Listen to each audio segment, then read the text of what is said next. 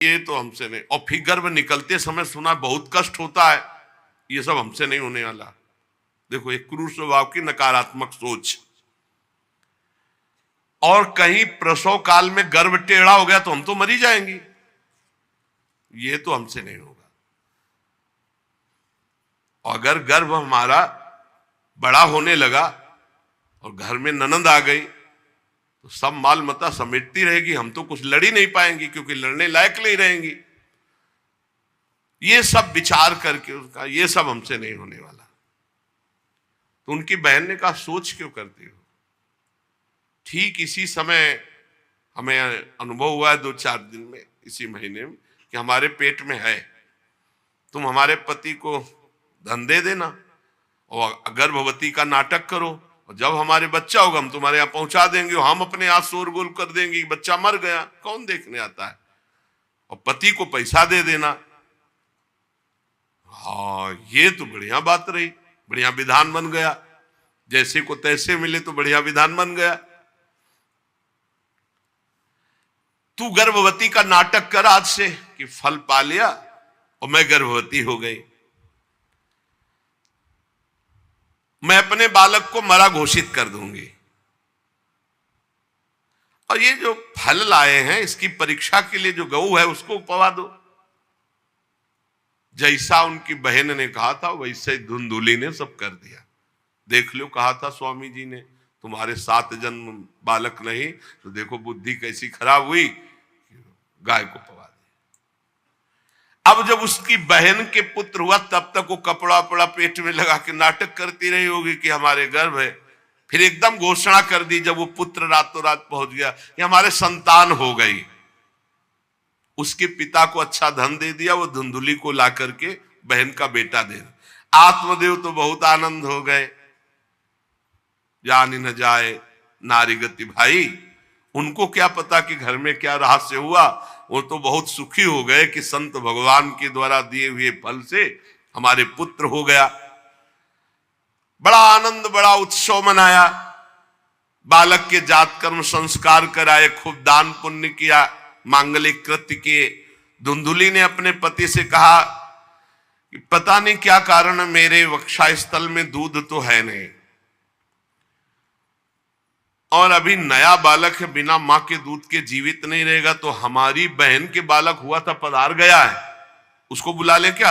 अरे उन्होंने कहा बिल्कुल बुलाओ, हम और पैसे देंगे, स्वागत करेंगे, हमारा बच्चा पुष्ट होना चाहिए। बहुत बुद्धि लगाते हैं क्रूर स्वभाव के लोग, कैसा एकदम फिट कर लिया विधान। अब उसको बुला लिया बालक का पालन पोषण करने के लिए पैसे के बाद, और वो असली मां तो वही है ही है। पुत्र की रक्षा के लिए जो जो कहा आत्मदेव ने वो सब स्वीकार कर लिया। 3 महीने इस बालक के व्यतीत होने के बाद, उन्होंने कहा था 1 साल बाद होगा, 3 महीने व्यतीत होने के बाद गौ के बच्चा हुआ मनुष्याकार, केवल कान गौ के, पूरा मनुष्याकार, सर्वांग सुंदर, दिव्य तेजोमय, स्वर्ण की सी कांति, क्योंकि वो योगी के तप का। ब्राह्मण देवता नाच पड़े कि भगवान जब दिए तो कितना आनंद, घर में भी बच्चा और गौ के भी बच्चा ही हुआ। खूब संस्कार करके मंगल दान, बड़े प्रसन्न हैं। सब लोग कहते आत्मदेव का देखो कैसा भाग्य बदला कि घर में भी पुत्र हुआ, गौ के भी पुत्र हुआ, बछड़ा नहीं, केवल कान भर। कैसे आश्चर्य की बात, दिव्य बालक उत्पन्न हुआ। पर इस गुप्त रहस्य का किसी को पता नहीं।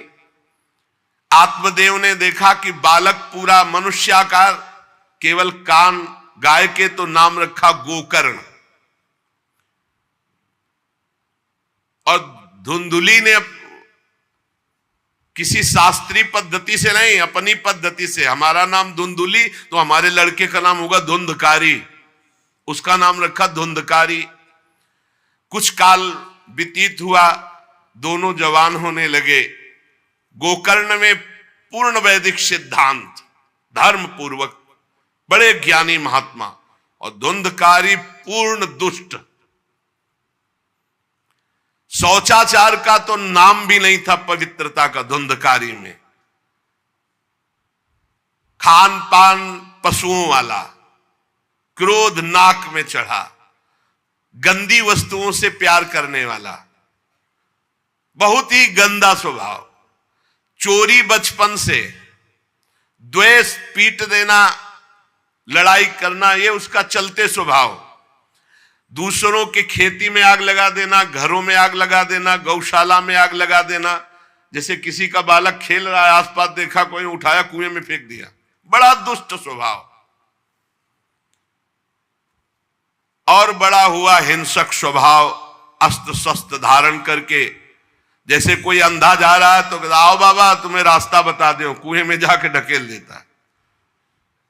बहुत ही गंदा स्वभाव, दुष्ट स्वभाव। अब वो शिकार करने लगा पशुओं का और मांस खाने लगा। जहां आत्मदेव कितनी पवित्रता से, वहां दुष्ट कितना। अब धीरे धीरे व्यभिचार करने लगा, वैश्याओं से संपर्क रखने लगा। संपत्ति थी ही, सारी संपत्ति वैश्याओं को। एक दिन पिता ने कहा आत्मदेव ने कि तुम्हारे आचरण इतने आसुरी प्रभाव के, हमें लगता है कि तुम हमारा सर्वनाश करने के लिए प्रकट, ये क्यों करते हो? तो खूब गिरा गिरा के मारा आत्मदेव को। सन्यासी की बात अब याद आई कि तुम्हारे भाग्य में पुत्र सुख नहीं है, खूब मारा आत्मदेव को। जब इतनी जोर से मार रहा था तो थोड़ी तो दया आई कि पति है, बचा ले। तो धुंधुली गई, तो फिर धुंधुली की दम जम के पिटाई की। अब वो तो राक्षसी स्वभाव, और घर के जितने जेवर बर्तन सब उठा के बेच दिए, वैश्यागामी हो। अब जब सारी संपत्ति स्वाहा, खाने को भी नहीं, तो धुंधुली बैठ के रोती। रोना इससे तो अच्छा कि मैं बांझ रह जाती। दुष्टता की ना, पति ने जब तुम्हें एक दिव्य फल दिया था, खाना चाहिए था। मैं कहां जाऊं, कौन मेरा सहयोग करे? बड़ी विपत्ति, बड़ा दुख, न खाने को न पीने को। अतरे दिन पिटाई करता धुंधकारी, आत्मदेव की भी और धुंधुली की भी। पिता बैठ के रो रहे थे। मैं सन्यासी की बात मान जाता तो गोकर्ण जी आए और उन्होंने कहा पिताजी, आप जैसे विद्वान पुरुष को ऐसा शोक करना उचित नहीं। तुम शास्त्र के ज्ञाता हो, तुम्हें चाहिए कि संसार की असारता का तो थोड़ा विचार करना हो। ये दुख रूपी मोह में फंसकर आप एक अज्ञानी पुरुष की तरह रो रहे हो, पिट रहे हो। पिताजी, क्या शास्त्रों में नहीं पढ़ा पुत्र किसका, धन किसका, पत्नी किसकी, शरीर किसका? ये मोह के कारण अज्ञानी जन रात दिन दीपक की तरह जल रहे। पिताजी, ना सुख इंद्र को है, न चक्रवर्ती राजा को है। सुख है तो एकांत में भगवान का भजन करने वाले को है। ये देखो गोकर्ण, ये मुंचा ज्ञानम प्रजारूपम मोह तो नरके गति। ये नरक जाने वाली बात, पुत्र के मोह में फंस करके आप छोड़ो इसे, आपका शरीर नष्ट हो जाएगा। इसलिए मेरी प्रार्थना मानो, आज से निकलो घर से और वन में जाओ, भगवान का चिंतन करते हुए जीवन व्यतीत करो। गोकर्ण जी के वचन सुनकर आत्मदेव वन में जाने के लिए तैयार हो गए। उनका बेटा, आज तक तो कभी वन में तपस्या भजन किया नहीं, बड़ा शरीर से राग है, क्या करूं, कैसे भगवत प्राप्ति करूं?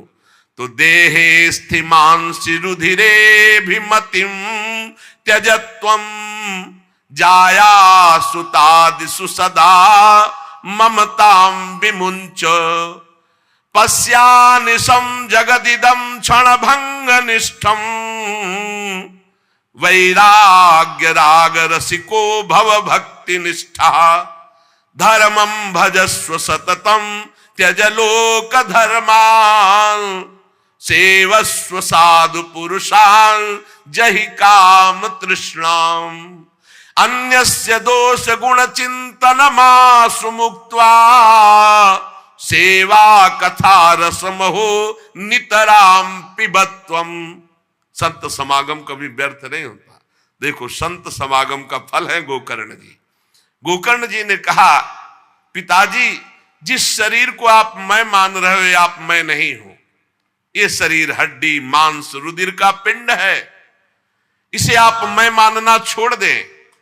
आपकी स्त्री, आपका पुत्र, ये कभी आप मत माने, ये आपके नहीं थे, न पहले और न बाद में, बीच में भास रहे कि आपके हैं। ये संसार रात दिन नाश को प्राप्त हो रहा है, क्षण भंगुर है। किसी भी कोई वस्तु में ममता मत करो, यहां कुछ स्थायी नहीं है, सब नष्ट होने वाला है। बस एकमात्र वैराग्य रस के रसिक होकर भगवान की भक्ति में लग जाओ। कैसे भक्ति करे? धर्मम भजस्व सततम, सदैव धर्म का भजन करो। कौन सा धर्म?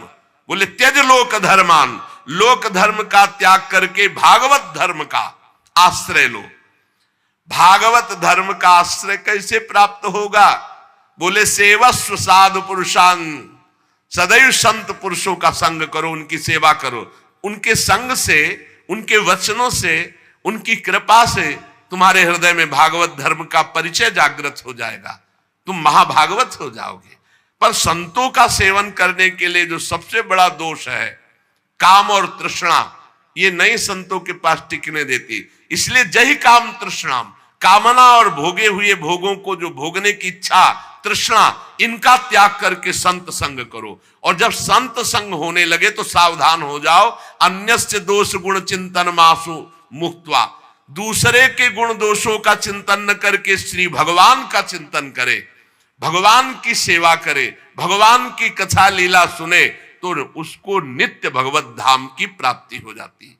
हे पिताजी, शरीर से मैंपन छोड़ दीजिए और शरीर संबंधियों से मेरापन छोड़ दीजिए और भागवत धर्म का आश्रय लेकर संत समागम कीजिए। सदैव संतों की सेवा, भगवत सेवा, नाम जप, लीला कथा, श्रवण, गायन, इसी से भगवत प्राप्ति हो जाएगी। बस उसी समय गोकर्ण को मन से प्रणाम करके कि भगवान गुरु रूप से इसी रूप में आकर मुझे उपदेश दे रहे हैं, उसी समय आत्मदेव जी ने तो घर छोड़ दिया और वन की यात्रा की। 60 वर्ष की आयु हो चुकी थी, पर ज्ञान था शास्त्रों का। बड़ी निष्ठा से अपनी बुद्धि को समेटा संसार से और रात दिन भगवान के चिंतन में लगा दिया।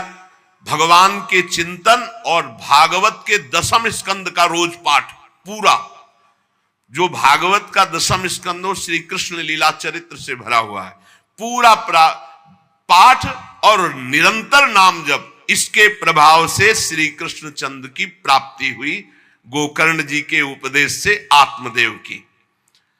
अब जब पिता वन को चले गए तो और छूट, वैसे मानता तो था ही नहीं, पर और छूट हो गई। अब धुंधकारी ने उठाई लाठी डंडा, जो धुंधुली की डट के पिटाई की और कहा बता धन कहाँ है। अब जितना धन था तो सब ले गए। फिर जलती हुई लकड़ी, लुकाठी, उससे बता धन कहाँ है।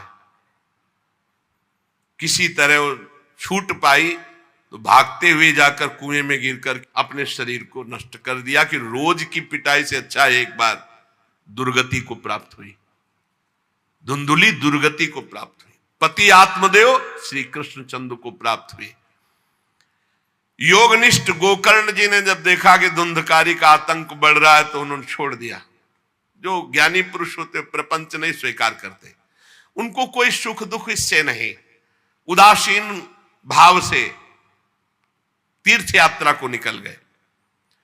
धुंधकारी ने 5 वैश्याओं को अपने संग में रखा, सब नौजवान वैश्याएं।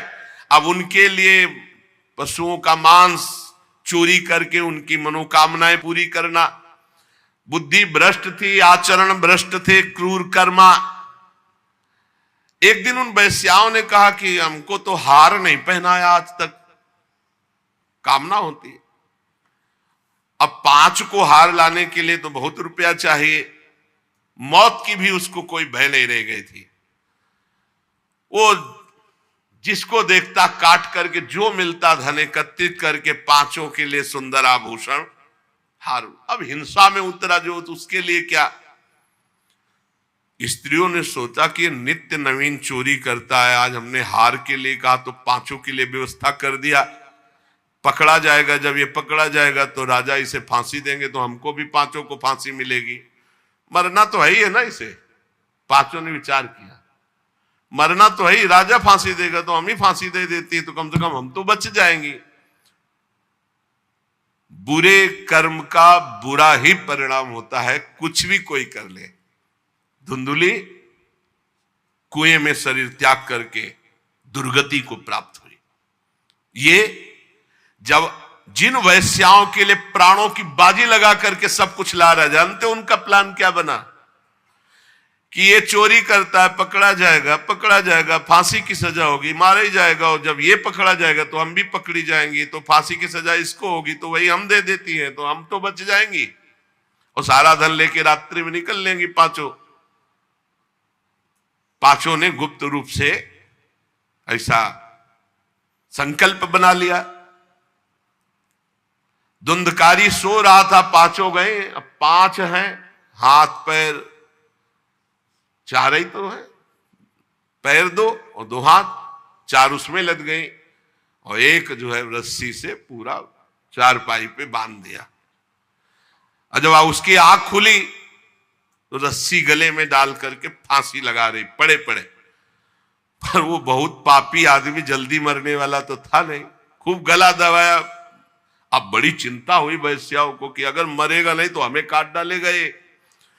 तो रसोई से जो कोयला जला हुआ आग था उसके मुंह में भर, बगार के शमशी से, अरे पापी की बहुत दुर्गति होती। दहकते हुए अंगारे उसके मुंह में, और खूब कस के गला दबा, छटपटा कर पीट के मार डाला धुंधकारी को। और उसके शरीर को वहीं घर में एक गड्ढा बना के पांचों ने गाड़ दिया, और वो सारा माल मत्ता पैसा सब कुछ उनको पता था। स्त्रीणाम नैतु विश्वासम दुष्टानाम कारेत बुधा, विश्वासे यह स्थितो मूढ़ा स दुःखी परिभूयते। शास्त्र कहता है जो व्यभिचारिणी दुष्ट स्वभाव वाली, जो केवल अर्थ पर दृष्टि रख करके धर्म का त्याग करने वाली है, स्त्रीणाम नैतु विश्वासम दुष्टानाम कारेत बुधा, ऐसे दुष्ट आचरण, चाहे स्त्री चाहे पुरुष, ऐसे दुष्ट आचरण वाले को कभी विश्वास पात्र नहीं बनाना चाहिए। और दूसरी बात करें, विश्वासे या स्थितो मूढ़ा सा दुखा परिभूयते, जो विश्वास करेगा अंत में मारा जाएगा, पर विश्वास पक्का हो जाएगा। क्यों? सुधामयम बचो, अमृतमय वचन, विश्वास हो जाएगा। सुधामयम बचो यासाम कामिनाम रसवर्धनम, हृदय में काम रसवर्धन, हृदयम क्षुरधाराभाम प्रिय को नाम योषिताम। बहुत सावधान। उन दुष्ट स्त्रियों ने बहुत तरह से मार करके धुंधकारी, मुंह में अंगारा, गले में रस्सी, मार डंडों से मार के मार डाला, बहुत बुरी तरह मारा धुंधकारी को। अब जब दिन में निकलना चाह तो लोग, आज धुंधकारी नहीं देखा, बोले प्रीतम किसी कार्य से बाहर गए और असर लगाकर पांचों माल मत्ता लेके भाग गए। बहुत सावधान। संहृत्य वित्तम तायाता कुलटा बहुभर्तिका, धुंधकारी बभूवात महान प्रेतः कुकर्मतः। जो कई पुरुषों से सहवास करती हैं या कई स्त्रियों से जो सहवास करता है, ऐसा अपवित्र हो जाता है कि उसके छूने मात्र से पुण्य नष्ट हो जाते हैं। फिर तो उनके संग से ही रह रहा था, उसे वैश्या उसे ही कहते हैं। उन वैश्याओं के संग से सारे सुकृत नष्ट हो चुके थे, महान पाप का स्वरूप हो गया था, और वो सब भाग चुकी थी। तो धुंधकारी को भयंकर प्रेत योनि की प्राप्ति हुई, प्रेत योनि, भयंकर प्रेत योनि। अब वो बवंडर रूप, जो चक्रवात जैसे बवंडर देखते हो ना, वो रूप धारण करके 10 दिशाओं में भटकता। और प्रेत को स्वयं से पानी पीने के लिए कोई सुविधा नहीं, ऐसा नहीं नदी के किनारे रह रहा तो पानी पी लेगा, वो किसी को पकड़ेगा तब उसके द्वारा जो उसको पानी पिलाया जाएगा वो उसको मिलेगा, ऐसे पानी नहीं पी सकता। ना कुछ खा सकता है, ना कहीं विश्राम कर सकता है। वो बस हा दई चिल्लाता हुआ, रोता हुआ भटकता है। प्रेत योनि बड़ी भयानक होती है। जब तीर्थ यात्रा करके गोकर्ण जी लौटे तो सुना कि धुंधकारी का लापता और मार डाला गया। तब उन्होंने फिर गया गए और वहां पिंडदान किया धुंधकारी के लिए भी। बड़े महात्मा थे गोकर्ण। श्राद्ध किया और काफी तीर्थों में मंत्रानुष्ठान किया कि इसका कल्याण हो जाए। ये सब करके लौट आए अपने पिता आत्मदेव के घर में। रात्रि में कोई देख ना पावे इसलिए सीधे अपने घर में गए और शयन किया। और वहीं गड़ा था धुंधकारी, प्रेत आत्मा बन के वो मड़रा रहा था। वही प्रेत आत्मा ऐसे को नहीं छूती जो भगवान का भजन करते। देखो, अब जे धुंधकारी ने देखा कि गोकर्ण आए हैं तो उसको तसल्ली हुई कि महात्मा हमारा कल्याण कर देगा। और वो प्रकट हुआ, भेड़ा बना। धुंधकारी पहले भेड़ बना बड़ा, और ऐसे गोकर्ण जी ने देखा कि दरवाजा तो बंद था, भेड़ कहां से आ सकता है। तुरंत भैंसा बन गया, तुरंत इंद्र रूप धारण कर लिया, भयावा प्रिय, ऐसे कई रूप बदल बदल। तब उन्होंने कहा ये विपरीत अवस्था, इसका मतलब ये प्रेत है। क्योंकि ऐसी विपरीत निंदनीय और बंदनीय दोनों रूप धारण कर रहा है, दुर्गति को प्राप्त हुआ प्रेत आत्मा है। वो डरने वाले तो थे नहीं, ज्ञानी महात्मा थे। गोकर्ण ने कहा कस्तो मुग्र तरो रात्रौ कुतो या तो दशामिमाम किंवा प्रेता पिशाचो वा राक्षसो शीत संसना। कौन है तू? प्रेत है, पिशाच है, राक्षस है, क्या है ये? क्या नाटक कर रहा है? कभी भेड़ बनता है, कभी भैंसा बनता है, कभी इंद्र बनता है, कभी ये रूप। कौन है तू? ये अधोगति को प्राप्त कैसे हुआ तू? गोकर्ण जी डरे नहीं। अगर सच्चा महात्मा न हो तब तो भयभीत हो जाए। गोकर्ण जी सच्चे महात्मा है। अब वो चिल्ला चिल्ला के केवल रो रहा, एक शब्द भी नहीं बोल पा रहा। तो गोकर्ण जी समझ गए अधिक पाप होने के कारण ये बोल नहीं सकता। तब अंजलि में जल लिया और कई मंत्रों का जाप किया और फिर उसके ऊपर फेंका।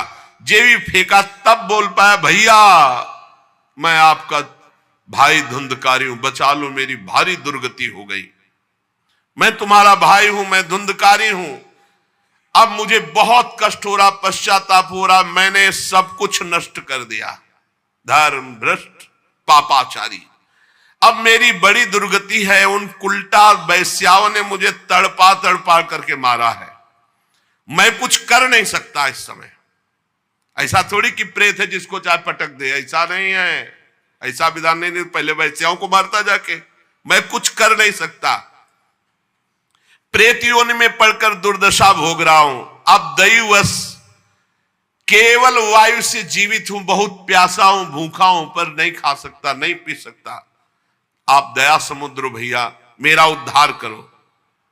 गोकर्ण ने कहा कि तुम्हारा उद्धार तो हो जाना चाहिए। तुम्हारे लिए तो मैं गया में गया, वहां श्राद्ध दिया, तीर्थों में भी अनुष्ठान किया, फिर तुम्हारा प्रेत योनि से उद्धार कैसे नहीं हुआ?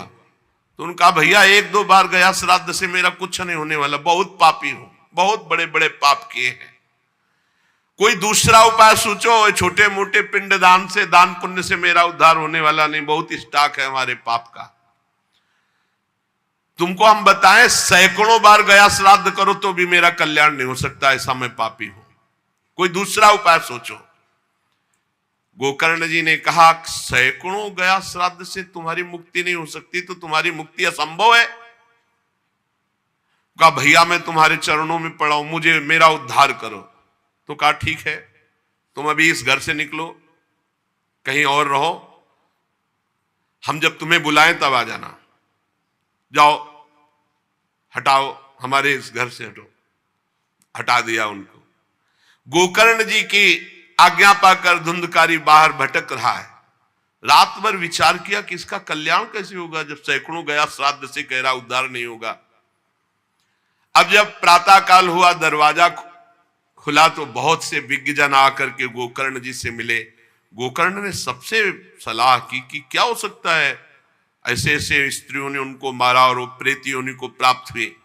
जो लोग विद्वान थे, योगनिष्ठ थे, वेदज्ञ थे, उन्होंने कई शास्त्र पाठ आदि की बातें बताई, सबने, पर सही उत्तर नहीं मिला। गोकर्ण जी महान तपस्वी थे।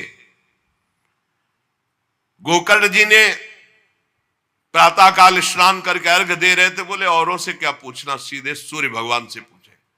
मंत्र का उच्चारण करते हुए सूर्य भगवान को स्थगित कर दिया, रोक दिया। बहुत बड़ी मंत्रों में तथा सर्वै सूर्य वाक्यम तन्मुक्तो स्थापितम परम गोकर्णा स्तंभनम चक्रे सूर्य वेगस्य वै, तथा सूर्य की गति को रोक दिया। और तुभ्यम नमो जगत साक्षिन ब्रूहि में मुक्ति हेतुकम। अब हम किससे पूछे, आप ही बताओ। हे जगत साक्षी भगवान सूर्य, धुंधकारी का उद्धार कैसे हो सकता है? आप कृपा करके बताइए कि धुंधकारी की मुक्ति कैसे हो सकती।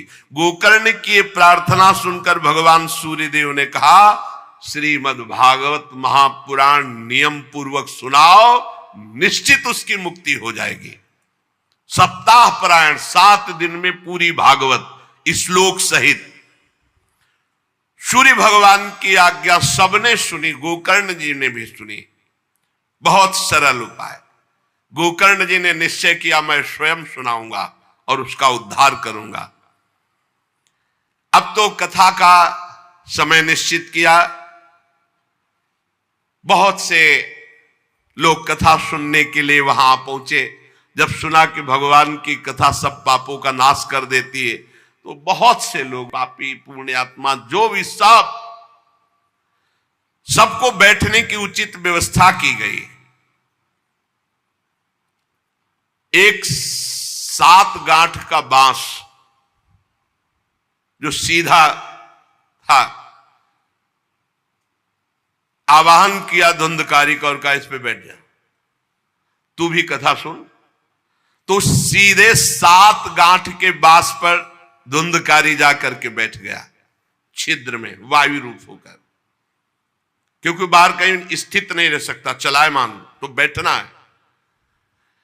गोकर्ण जी ने एक वैष्णव को मुख्य श्रोता बनाया और प्रथम स्कंद से स्पष्ट स्वर में कथा सुनानी प्रारंभ की, श्लोक और अर्थ।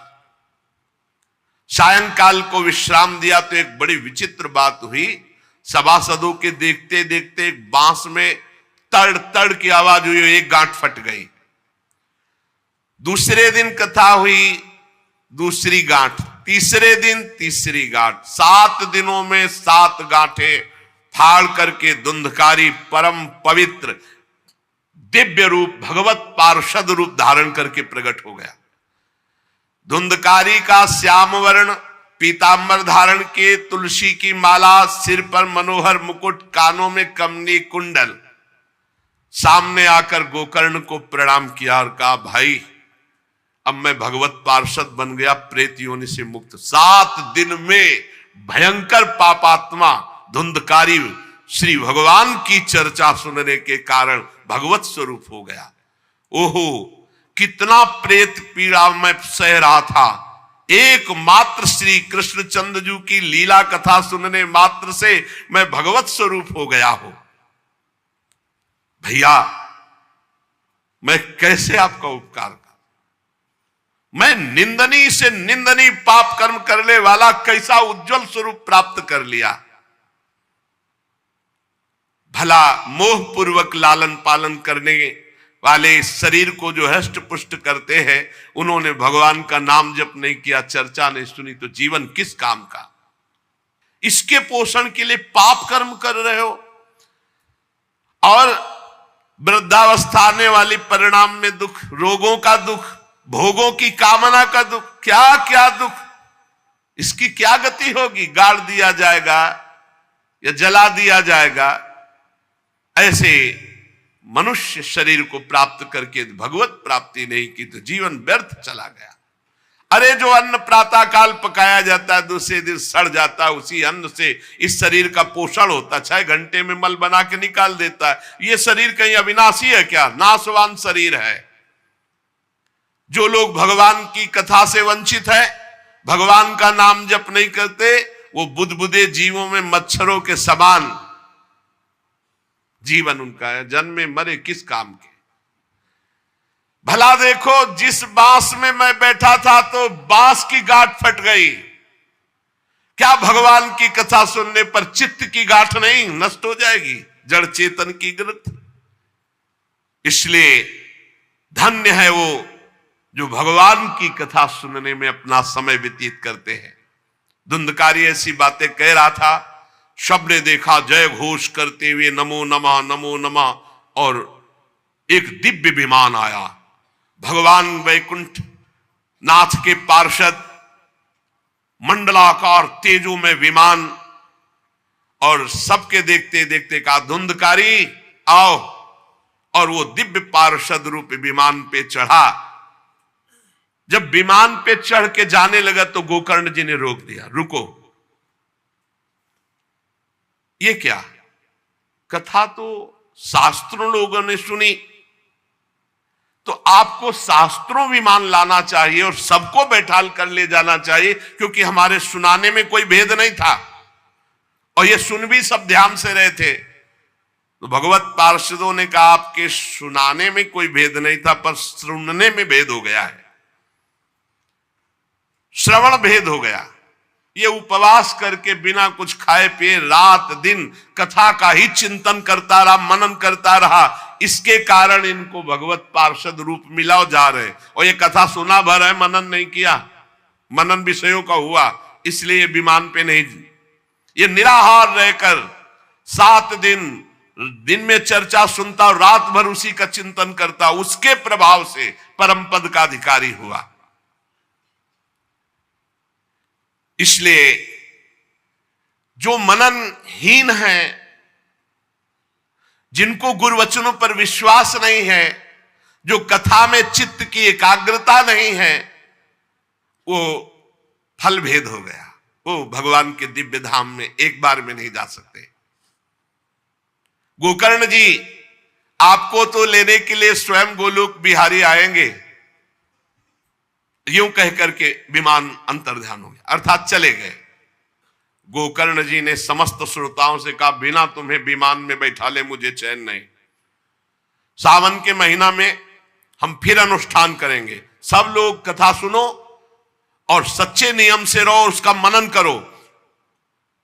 ऐसा ही किया, सब लोग उपवास करके अल्पाहार करके कथा सुने, और जे ही 7 दिन में कथा की समाप्ति हुई तो भगवान के बहुत से पार्षद विमान लेकर आए, और जितने कथा सुनने वाले थे सबको परम धाम ले गए। और भगवान ने गोकर्ण जी को स्वयं गोलोक बिहारी हृदय से लगाया, जे भी हृदय से लगाते हुए गोकर्ण भगवत स्वरूप हो गए।